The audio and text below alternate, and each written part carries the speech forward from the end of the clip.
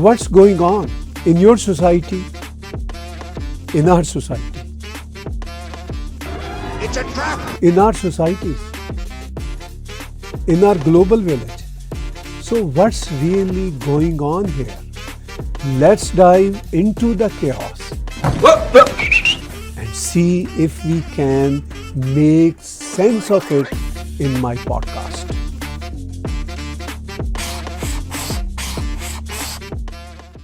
What's going on? A lot going on. हमारे अपने province Ontario में इलेक्शन होने जा रहा है 27 फरवरी को. क्या हमें चैलेंजेस हैं? और ये इलेक्शन जो अपोजिशन पार्टीज कहती हैं कि अननेसेसरी कॉल किया गया है, स्नैप इलेक्शन, डग फोर्ड की ऑलरेडी मेजॉरिटी गवर्नमेंट है और पोल्स बताते हैं कि शायद वो फिर अपनी मेजॉरिटी गवर्नमेंट बनाएंगे. तो क्या मैंडेट वो लेना चाहते हैं, इस पे भी बातचीत करेंगे. और हमारा भारतीय डायस्पोरा इस इलेक्शन के कॉन्टेक्स्ट में क्या फील करता है, इसलिए कि हम ऑन्टेरियो में एक बहुत बड़ा नंबर है. एक रफ एस्टिमेशन के मुताबिक हमारे भारतीय डायस्पोरा के लोग 1.5 से 2 मिलियन के करीब ऑन्टेरियो में रहते हैं. तो इसी सिलसिले में बातचीत करने के लिए हिंदू पॉलिटिकल एक्शन कमेटी ने भी बहुत काम किया और भी ऑर्गेनाइजेशंस ने बहुत काम किया. और आज हम अपने पॉडकास्ट में नरेश कुमार चावदा जी को खुशामदीद कहते हैं. धन्यवाद आपका कि आपने समय निकाला. और दर्शन महाराजा जी तो किसी तारीफ के मोहताज नहीं. Thank you sir. सिर्फ हमारे पॉडकास्ट के ही कॉन्टेक्स्ट में नहीं, अपने सोशल मीडिया पे, अपने यूट्यूब के चैनल पे भी बहुत जाने जाते हैं. तो दर्शन महाराज जी का आप यूट्यूब चैनल भी सब्सक्राइब कीजिए. और नरेश जी भी सालों से सेवा कर रहे हैं सेल्फलेस हो के. मैं इनको पर्सनली जानता हूँ. ये बड़ी दिल में तड़प रखते हैं कम्युनिटी के लिए, कनाडा के लिए और इस सारे समाज के लिए. इलेक्शन नरेश जी 27 फरवरी को हो रहे हैं. मैं ये तो नहीं पूछूंगा आप दोस्तों से किसको वोट दे रहे हैं, ये आपका पर्सनल मामला है. मैं तो अभी तक कंफ्यूज हूँ. बाय द वे, मैं अपनी पर्सनल बात ज़रूर कर सकता हूँ, इसलिए कि मैं हमेशा से कंजर्वेटिव को वोट दिया, लेकिन मुझे समझ नहीं आती कि ये कंजर्वेटिव कहाँ के कंजर्वेटिव रहे हैं. मेरा तो ये मसला है. तो सिचुएशन कम्युनिटी के अंदर आप इस इलेक्शन के लिए कितना वो पैशन देखते हैं, कितनी मूवमेंट देखते हैं? नहीं ताहिर जी, आपने जो कहा कन्फ्यूज़न है, तो आई थिंक सबको बहुत सारा वर्क है, उनको कन्फ्यूज़न है. 2-3 रीज़न है. अर्ली इलेक्शन आ गया, hard time of the winter है, और current government already in majority. Recently 2 साल पहले इलेक्शन हुए हैं, तो is a unmature community or like a Canadian Ontarian way actually. So very short time to decide what we need as a community, what we need as a Ontarian, and what both or 3 party or all party are offering. Right. So that's the situation. मैंने अपनी बात की दर्शन जी की confusion है, मैंने तो खुल के कहा. इन्होंने भी मेरी बात को आगे बढ़ा दिया. आप as a vlogger, as a social media activist, as a writer और एज अ कम्युनिटी मेंबर और एज एन ऑन्टेरियन, इन सब चीज़ों को कैसे देखते हैं? मुझे कन्फ्यूजन नहीं है ताहिर जी, मुझे मायूसी है. क्योंकि 7 साल हो गए. फोर्ड साहब ने अब तक का उनका जो रिकॉर्ड है वो कोई इंग्लिश में कहते हैं nothing to write home about, ऐसा रहा. ये जो बाकी सारे जितने भी इश्यूज़ हैं उन पर एक इश्यू हावी है जो कि है इमिग्रेशन, और उसमें स्पेशली इंटरनेशनल स्टूडेंट का, उसमें ओंटारियो सबसे बड़ा प्लेयर रहा है. और मेरी राय में अनाप शनाप किसी भी ऐरे गहरे को ये कॉलेज शुरू करने की इजाज़त दे दी गई, जिसको DLI कहते हैं, डेजिग्नेटेड लर्निंग इंस्टीट्यूशन, यानी वो स्टेटस मिलने के बाद वो इंटरनेशनल स्टूडेंट एक्सेप्ट कर सकते हैं. उसमें nobody was minding the store, किसी का ध्यान नहीं था कि ये गाड़ी कहाँ जा रही है. फिर जो ट्रांसपोर्ट के हवाले से मैं देखता हूँ और ट्विटर पे काफ़ी कुछ मालूमात हासिल होती है, तो उसमें जिस तरह से ट्रकिंग के लाइसेंसेस दिए जा रहे हैं, बल्कि सीबीसी ने खुद एक इन्वेस्टिगेटिव रिपोर्ट किया था तो उन सब चीज़ों के लिए अगर मैं उन्हें कसूरवार समझूं, जो कि मैं समझता हूं, लेकिन मेरे पास कोई ऑल्टरनेटिव नहीं है, क्योंकि ना ओंटारियो लिबरल्स ना ओंटारियो एनडीपी ने कोई ऐसा स्टैंड लिया है जिससे मुझे ये कॉन्फिडेंस रहे कि इन इश्यूज़ पर ये कोई अच्छा काम करेंगे, कुछ सुधारेंगे। तो मुझे तो मायूसी है, क्योंकि मेरे पास कोई ऑल्टरनेटिव है ही नहीं। अच्छा, करीब 6 महीने से ये हमें पता था कि प्री टर्म इलेक्शन आने वाले हैं, लेकिन इनकी कोई तैयारी नहीं थी, ना उनके कैंडिडेट्स थे। फिर अल्टीमेटली जल्दबाजी में कैंडिडेट्स ले लिए, कुछ के बारे में कुछ बाहर आया कि भाई इनकी ये सोशल मीडिया पोस्ट थी वो इतनी बुरी थी वगैरह, उनको निकाल दिया गया। तो ये एक एंगल से देखें तो ये जो लीडरशिप है ओंटारियो लिबरल्स की और ओंटारियो एनडीपी की, वो एडमिनिस्ट्रेटर नहीं है, क्योंकि अगर कोई काबिल एडमिनिस्ट्रेटर होता तो ये सारी चीज़ें ना होती। पहले से वो कैंडिडेट के साथ तैयार होते, वो कैंडिडेट्स को अच्छी तरह से वेट किया होता। ये सब मुझे नहीं दिख रहा। तो अब मेरे सामने सवाल ये है कि मैं वोट डालूं भी या नहीं।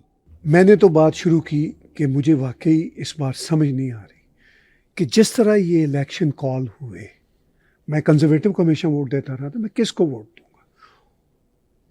उस पर दर्शन जी ने कहा कि वो तो ये सोच रहे हैं कि वोट दें भी या ना दें, ये सिचुएशन है।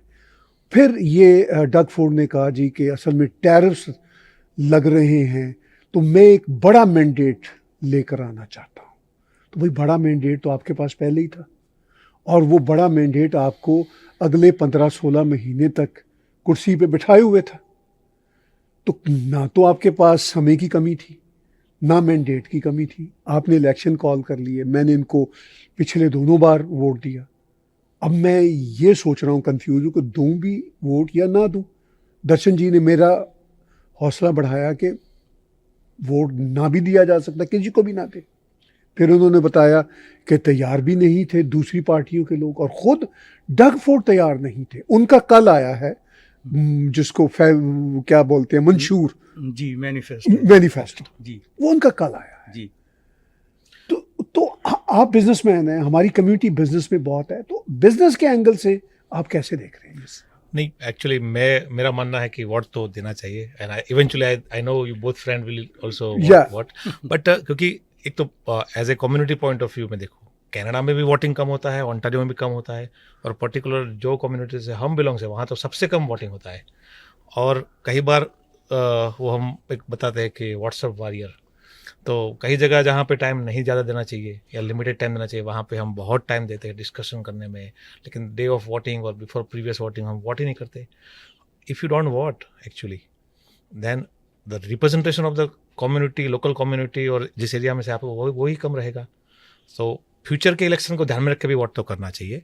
अच्छा, जो आपने एक प्रश्न पूछा बिजनेस कम्युनिटी का या प्रोफेशनल कम्युनिटी की, क्या definitely our neighbour country giving tough time. World के दो सबसे बड़े दोनों कंट्री जो सबसे अच्छे रिलेशन वर्ल्ड के दो कंट्री के बीच में हो, उसका एक एग्जांपल था यूएस एंड कनाडा है और रहेगा भी। लेकिन जो करंट इफेक्ट है बिकॉज ऑफ टैरिफ इश्यू, तो ये तो अनएक्सपेक्टेड था। वहाँ जब रिजल्ट आया उसके बाद ये पार्टी पावर में आई यूएस में, और उसका इफेक्ट तो हर एक प्रोविंस को आने वाला है। तो मैं मेजोरिटी या सुपर मेजोरिटी आए तो जिस पार्टी को आए तो उनके लिए अच्छा है, लेकिन वो इश्यू नहीं होना चाहिए, क्योंकि अगर मेजोरिटी नहीं आती, it is a matter of Canada, it is a matter of Ontario, and is a matter of tariff. तो सभी पार्टी साथ में मिलकर ही काम करेगी, तो वो तो 100% मेजोरिटी रहेगी। हमें तो उस इश्यू तो हमें सब साथ में मिलकर ही उसको हो सके उतना रिजॉल्व करना है, उसको कट डाउन करना है कि इफ़ेक्ट ना करे। लेकिन यह इकोनॉमिक इफ़ेक्ट है। आप देखो, जैसे real estate industry, service industry, जो और manufacturing industry, particular auto industry in Ontario surrounding GTA, they are suffering with in 2 months only. तो उसका लॉन्ग टाइम सॉल्यूशन, जैसे भाई साहब ने बताया कि पार्टी टैरिफ सभी पार्टियां कंफ्यूज है, उनका मैनिफेस्टो अभी आ रहा है।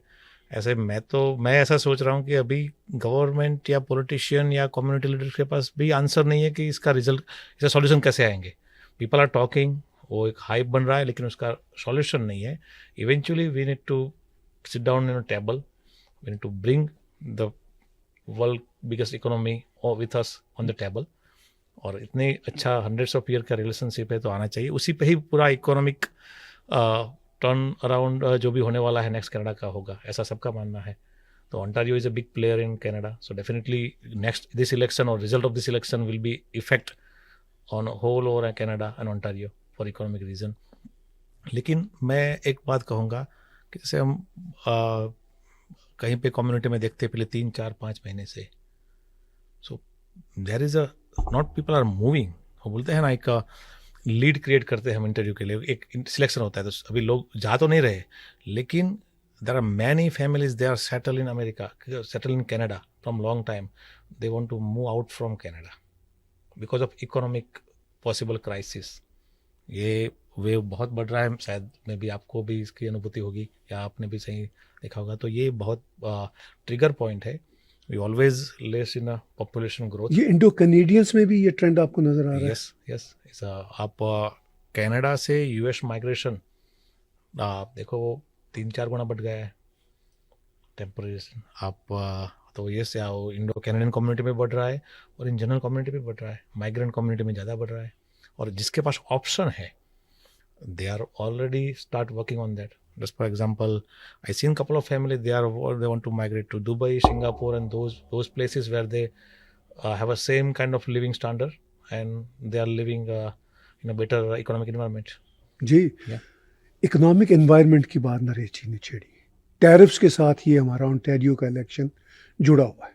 डग फोर्ड ने तो यही कहा ना, रियलिटी भले से ये ना हो, लेकिन उन्होंने इलेक्शन की कॉल तो यही बहाना बना के दी है। तो ये जो इकोनॉमिक फैक्टर है इस इलेक्शन के साथ जुड़ा हुआ, जैसा नरेश जी ने कहा, आप इसको कैसे देखते हैं? ताहिर जी, अपनी जो इकोनॉमिक प्रोस्पेक्ट जो देखें, वो तो पहले से ही उसका बेड़ा गर्क हो चुका था।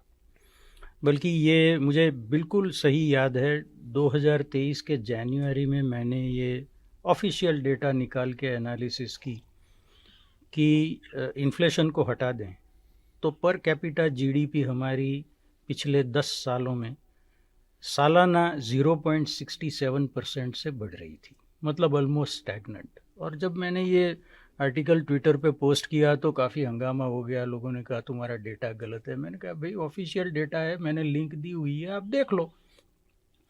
उसके कोई 5-6 महीने के बाद OECD ने अपनी रिपोर्ट निकाली जिसमें उन्होंने 0.80% का फिगर दिया, मतलब मोटा मोटी वहीं पे था।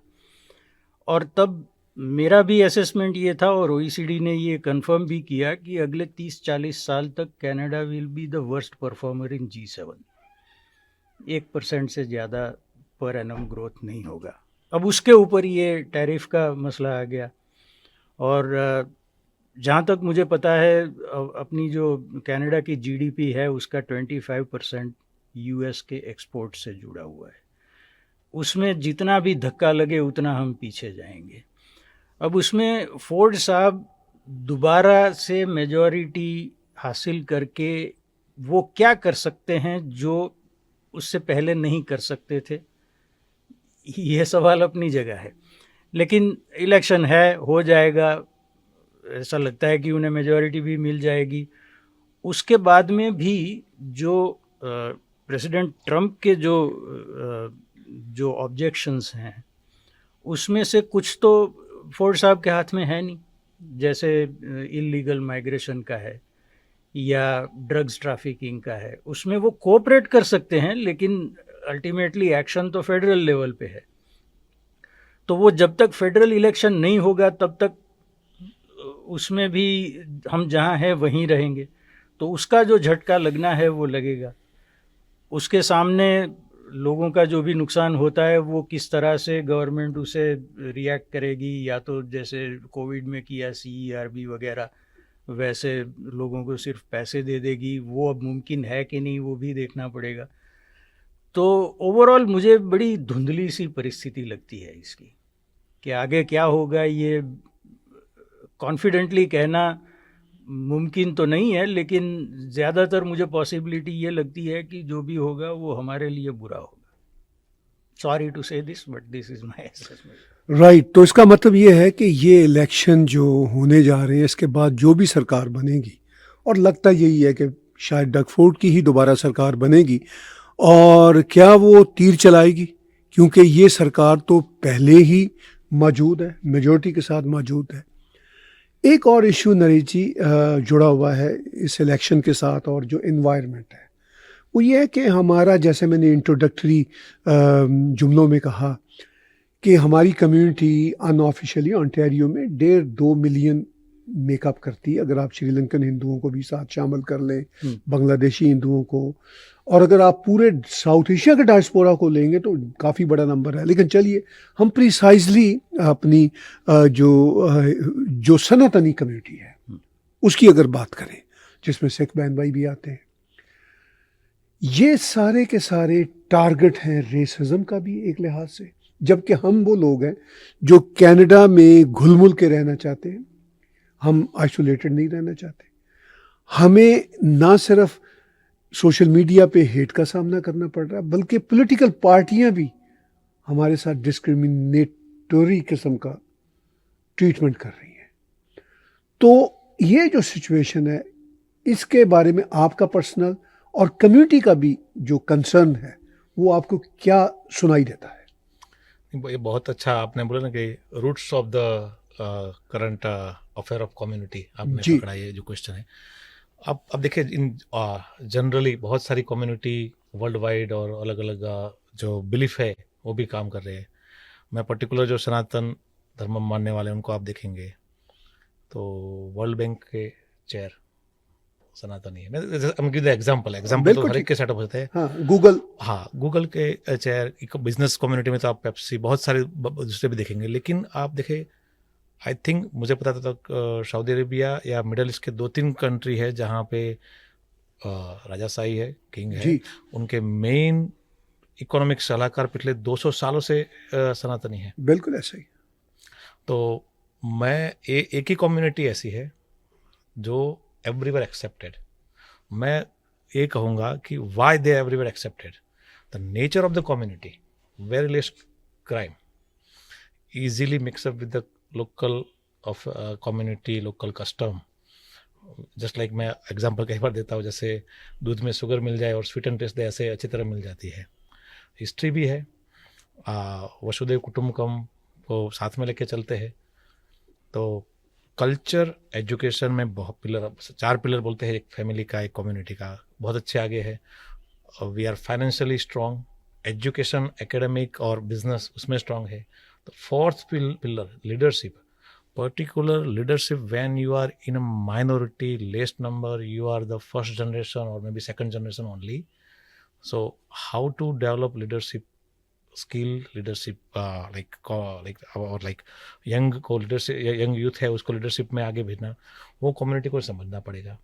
मैं उसका पहला तो ये कहता हूँ, उसके लिए आपको इन्वॉल्व होना पड़ेगा. First thing, you need to vote, you need to encourage other people to vote with a particular motive. Like motive means like your reason होना चाहिए कि आप कहाँ किसी को भी वोट दे रहे हैं, कोई भी पार्टी को दे रहे हैं, कोई भी कैंडिडेट को दे रहे हैं, तो क्यों दे रहे हैं. उसके लिए as a local Canadian, local community person, what you need for society, वो आपके गोल या आपका टारगेट या आपका विजन क्लियर होना चाहिए. वो कम है कम्युनिटी में. मैं बोलूँ 3 पिलर बहुत स्ट्रांग है, लेकिन 4th pillar almost kind of near by 0 है. इसीलिए कम्युनिटी में लीडरशिप कम है, लीडरशिप में आगे आने वाले लोग भी कम है. तो मैं पॉलिटिकल पार्टी को, मैं I don't say like political party not give a chance to community और सनातन कम्युनिटी, बट कम्युनिटी भी काम नहीं कर रही इस पर्टिकुलर एंगल में, पॉलिटिकल और सोशल एंगल में, लीडरशिप में. तो पार्टी के लिए भी, कोई भी पार्टी हो उसके लिए भी उनको भी वॉलंटियर चाहिए, वर्कर चाहिए, then they give them leadership role. तो कम्युनिटी को लीडरशिप डेवलपमेंट स्किल में आगे आना चाहिए. अलग अलग जो ऑर्गेनाइजेशन होते हैं, कल्चर, सोशल जो भी है, टेम्पल भी है या गुरुद्वारा भी है जो इंडियन डायस्पोरा पे, तो उनको, इवन मॉस्क भी है इंडियन डायस्पोरा पे, तो उनको वो लीडरशिप स्किल के लिए अपने सेकंड जनरेशन यूथ को आगे लाना पड़ेगा. Let them nurture themselves with a local Canadian issue and custom and send them in leadership role actually. ऐसा भी नहीं है कि नंबर वाइज आपने जो बोला ऑलमोस्ट 800 के आसपास सिटीजन है कनाडा में, ओंटारियो में मेजोरिटी है कंपेयर टू अदर प्रोविंस, तो नंबर भी अच्छे हैं. बहुत सारी दूसरी कम्युनिटी आप देखो उनके नंबर के हिसाब से हम दुगने तिगने हैं, फिर भी नंबर ऑफ पीपल रिप्रेजेंटेशन कम है. मैं तो ये कहूँगा एक स्टेप आगे बढ़ के कि नॉट ओनली MP, MPP जो करंट इलेक्शन है, municipal councillor, but there are many role in a government position you should apply. Always if you think like in the community आप बात करेंगे तो या डेफिनेटली हेल्थ प्रोफेशन बनेंगे, engineer बनेंगे, लेकिन very less people will say okay I want to be in the bureaucracy, I want to go in the government office and work for that. If one family or one family member working over then maybe within the family or friend, more people will encourage towards that. And automatically, community का कोई particular goal नहीं है, लेकिन जो community का acceptance है, community के custom का जो expectance है और community का जो way of living है, उसका जो acceptance है वो बढ़ेगा. तो वो कम हो रहा है, उसमें community को ही आगे काम करना है, ये मेरा मानना है. जी, बड़े अच्छे ढंग के साथ आपने बड़ी डिटेल्स में ये सारी सिचुएशन हमारे साथ शेयर की. दर्शन जी, जो बातें अभी नरेश जी कर रहे हैं, आपकी भी गहरी नज़र है उन इश्यूज़ पे. कम्युनिटीज़ क्या एंटिसिपेट करती है इस इलेक्शन से और कम्युनिटी को क्या पार्टिसिपेट करना चाहिए, इन दोनों को आप कैसे देख रहे हैं? नहीं, पहले तो नरेश भाई ने ये बहुत ही अच्छी बात कही कि अगर हम पार्टिसिपेट नहीं करेंगे तो फिर हम शिकायत नहीं कर सकते कि हमें यहाँ जगह नहीं मिलती. भाई आप आओ तो सही, बाद में हम देखेंगे कौन सी कुर्सी आपके लिए खाली कर सकते हैं. तो वो करने की बहुत बड़ी ज़रूरत है.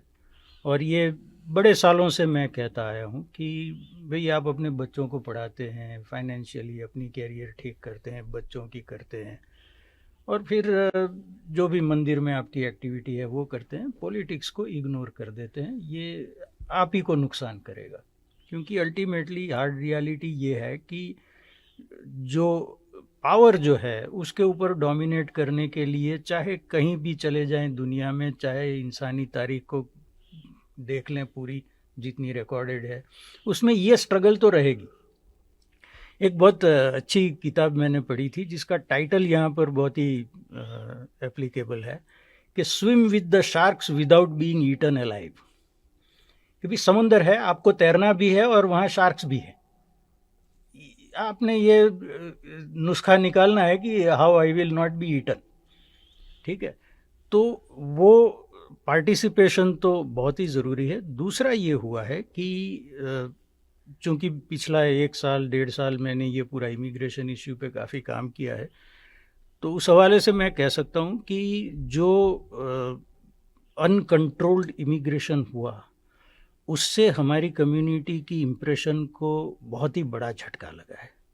जो पहले मॉडल माइनॉरिटी समझी जाती थी वो आज लोग ओपनली गालियाँ देते हैं. कहीं पे कुछ भी हो गया, चाहे वो किसी भी रिलीजन का हो, लेकिन वो पहले इंडियन बनता है, फिर इंडियन के ऊपर उनका जो भी गुस्सा है वो हिंदू पे निकालते हैं. तो इसके लिए हमें प्रेशर बढ़ाना पड़ेगा सब गवर्नमेंट्स के ऊपर, प्रोविंशियल और फेडरल दोनों के ऊपर, कि भाई आप इमिग्रेशन में जो भी सिलेक्शन करते हैं वो ज़रा ढंग से करें. क्योंकि अच्छे बुरे लोग तो दुनिया में हर जगह होते हैं, ऐसा नहीं है कि किसी एक कंट्री की उसमें स्पेशलिटी है. तो अगर आज तक हम यहाँ अच्छे इमिग्रेंट्स माने जाते थे तो उसमें जो सिलेक्शन सिस्टम थी उसका भी हाथ था, बल्कि उसका बहुत बड़ा हाथ था. तो ये करेंगे तब कहीं जाके हमारी इम्प्रेशन जो ख़राब हुई है उसे हम ठीक कर पाएंगे. और उसके लिए हमें फिर से, मैं नरेश जी की बात पर वापस आऊँगा कि पॉलिटिक्स में पार्टिसिपेट करना पड़ेगा. बल्कि मेरा जो भी लिखना है, सोशल मीडिया पे मेरी जो प्रेजेंस है, वो मैंने इसीलिए शुरू किया क्योंकि मैंने देखा कि कोई ख़ास हमारी कम्युनिटी से है नहीं जो हमारी एंगल से कैनेडियन इश्यूज़ को एनालाइज करके लोगों के सामने रख सके. और जब मैंने वो करना शुरू किया तो सारे हैं, गोरे काले नीले पीले, सबको, किसी को पसंद आई किसी को पसंद नहीं आई, लेकिन वो एक जो जनरल प्लेटफॉर्म है उसके ऊपर होना लाजमी है. Not just necessary but imperative, compulsory, वो हमें करना पड़ेगा। It's a long process but better start today. तो आज की बातचीत को कंक्लूड करते हुए हम अब ये सोचते हैं कि हमें ओंटारियो के इलेक्शन में क्या करना है और पोस्ट इलेक्शन क्या करना है। ओंटारियो के इलेक्शन के लिए तो मैंने सोच लिया, जो कन्फ्यूजन पॉडकास्ट शुरू करने से पहले था कि वोट देना भी है या नहीं देना, तो वो तो नरेश जी ने कहा वोट तो हमें देना है, वो तो अब हम दे देंगे वोट और सोच लेंगे किसको देना है वोट। पहले जिनको देते आ रहे हैं हो सकता है उन्हीं को दे दें या ना दें। मैं जाके लिस्ट देखूंगा घर, मैं अपनी पर्सनल बात कर रहा हूँ कि मेरी राइडिंग में कौन से नाम है। अब मैं नामों को देखूंगा कि उन नामों में से कौन से अच्छे नाम हो सकते हैं जो मेरी कॉन्स्टिट्यूंसी को फ़ायदा दे सकते हैं। तो मैं नरेश जी और महाराजा जी, मैं वोट तो दे दूंगा। तो और मैं अभी भी ये नहीं मैंने पक्का किया कि मैं किसको वोट दूंगा। हो सकता है मैं प्रोटेस्ट में वोट ग्रीन को जाके दे दूं ठीक है ना, लेकिन वोट तो मैं दे दूंगा। पहले तो मैंने हमेशा कंजर्वेटिव्स को दिया और हो सकता है मैं अभी भी कंजर्वेटिव को दे दूं। अब मैं कॉन्स्टिट्यूंसी में देखता हूं, वहां पे एक लड़की है कंजर्वेटिव की हमारे बर्लिंगटन की राइडिंग में, वो कुछ थोड़ी सी रीजनेबल लगती है, तो शायद उसको ही दे दूं, क्योंकि हमें पार्टिसिपेट तो करना है सिस्टम में। और आज की बात को कंक्लूड करते हुए नरेश जी, पहले आप ये बताइए कि हमने बहुत सारी बातें की, टैरिफ्स की बातें की, इकॉनमी की बातें की, इमिग्रेशन के इश्यूज जो हैं वो देखे, पॉलिटिकल पार्टीज़ की जो हॉलोनेस है, शैलोनेस है, उसको हमने परखा। इस सब के बावजूद आप एक कम्युनिटी के लीडर होने के नाते कम्युनिटी को क्या कहना चाहेंगे कि कम्युनिटी क्या देखे वोट देने के लिए? सो एक बात में मैं कहूँगा कि step out from the issue is not going to be solution. हमें यहीं रहना है, यही इश्यू को फेस करना है। वर्ल्ड का सबसे अच्छा हेल्थ बेनिफिट कनाडा में है, तो वो भी हमारे पास है, और अभी G7 में सबसे बुरी इकोनॉमिक हालत है, वो भी हमारी है। तो एज आई मेंशन, लाइक जो भी है वो हमें यहीं रहना है। तो step out from the issue is not going to solution, we need to stay over here and actively involve, start from the first step, small step, and we need to move forward. आपने जो बताया, election के बाद भी keep in touch with your leaders और उनको continue engage करो। Community के जो इश्यू है उसके बारे में कंटिन्यू अपलिफ्ट उनको बताइए, जो यूथ है उनको ले जाइए, and bring the like think about community, not for the self. That's very important. बहुत आपने अच्छे ढंग से अपना जो है पॉइंट ऑफ व्यू रखा, कंक्लूड किया। जी दर्शन महाराजा जी।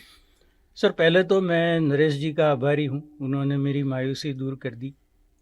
अब मुझे भी ये कंफर्म हो गया कि कहीं ना कहीं वोट तो देना है, क्योंकि उसके वोट देने के बाद में जो लिस्ट निकलती है ना कि भाई किस कम्युनिटी के बंदे ने वोट किया, वो देखी जाती है। आपने किसको वोट दिया वो उसमें नहीं होता, लेकिन अगर आप वोट करें, बल्कि अगर आप वोट करने के लिए जाएं और अपना वोट डिक्लाइन कर दें, तो भी आपका नाम उस लिस्ट में होता है, मतलब आप गए थे। तो एक तो थैंक यू नरेश जी। दूसरा ये कि उन्होंने फिर दूसरी जो बात कही वो भी मैं सालों से कहता आ रहा हूँ, बल्कि मैं प्रैक्टिस भी करता आ रहा हूँ कि मेरे जितने भी रिप्रेजेंटेटिव हैं, चाहे म्यूनिसिपल हो, चाहे प्रोविंशियल, चाहे फेडरल, उनके साथ मैं कांटेक्ट बनाए रखता हूँ। और वो ऐसे कि अगर कोई इश्यू है जिसमें उनका जुरिस्डिक्शन पड़ता है और मुझे कोई सवाल है, तो मैं उन्हें ईमेल से या फ़ोन से कांटेक्ट करता हूँ। और अगर मैंने ये देखा है, चाहे कोई भी पार्टी हो, अगर आप अच्छी तरह से आपका सवाल करें तो आपको अच्छी तरह से जवाब मिलेगा। वो ज़रूरी नहीं कि वो जवाब आपको सेटिस्फैक्टरी हो, लेकिन एक मैं आपको सबसे बेहतर मिसाल दूं। मैंने एक सवाल किया था मेरी फेडरल एमपी से, और उनकी तरफ से जवाब आया लेस देन 4 आवर्स। और इस टॉपिक के ऊपर मैंने ट्विटर पे पूरा एक थ्रेड लिखा था, उसमें से उन्होंने कोट करके जवाब दिया था। मतलब somebody is taking that much effort and care, और उनको पता है कि मैं उनकी पार्टी को फेवर नहीं करता, फिर भी। तो ऐसी बात नहीं है कि वो आपको इग्नोर करेंगे। बहुत से लोग ऐसी शिकायत करते हैं कि मुझे कभी जवाब नहीं मिलता। पोलाइटली पूछो, stick to the topic, but keep engaged. उनके साथ अगर आपका कम्युनिकेशन चालू रहा तो over a period of time वो आपको सीरियसली लेंगे। कि भाई ये बंदा चाहे एग्री करे ना करे लेकिन सीरियस लेवल पे बात करता है, तो then that is the way to increase our political relevance. ये दो चीज़ें हैं मेरे पास। बहुत धन्यवाद आप दोनों का, थैंक यू। आप जुड़े और ओंटारियो इलेक्शंस पे हमने बातचीत की। तो व्यूअर्स, ओंटारियो वोट के दिन हमें वोट तोड़ डालना है, मगर उससे बड़ा जो चैलेंज है वो पोस्ट वोट का है। वोट के बाद वाली जो एनवायरनमेंट है उसमें हमें अपनी स्पेस भी लेनी है और उसके साथ साथ हमें कैनेडियन ओंटारियन वैल्यूज़ को भी इंटैक्ट रखना है। और जैसा दर्शन महाराजा जी ने कहा कि हमें इंगेज रहना है अपने रिप्रेजेंटेटिव्स के साथ, भले से वो म्यूनिसिपल लेवल के हों, भले से वो प्रोविंशियल लेवल के हों, भले से वो फेडरल लेवल के हों। तो इन्हीं बातों के साथ हमारा पॉडकास्ट देखने का बहुत बहुत धन्यवाद। आप टैग टीवी के यूट्यूब चैनल को सब्सक्राइब कीजिए और साथ साथ दर्शन महाराजा जी के यूट्यूब चैनल को भी सब्सक्राइब कीजिए। और अगर आप हमारी इंडिपेंडेंट जर्नलिज्म को सपोर्ट कर सकते हो तो आप हमें पैट्रियन, पेपॉल और क्रेडिट कार्ड के जरिए कंट्रीब्यूट भी कर सकते हैं। आज की बातचीत देखने सुनने का बहुत बहुत शुक्रिया, बहुत बहुत धन्यवाद।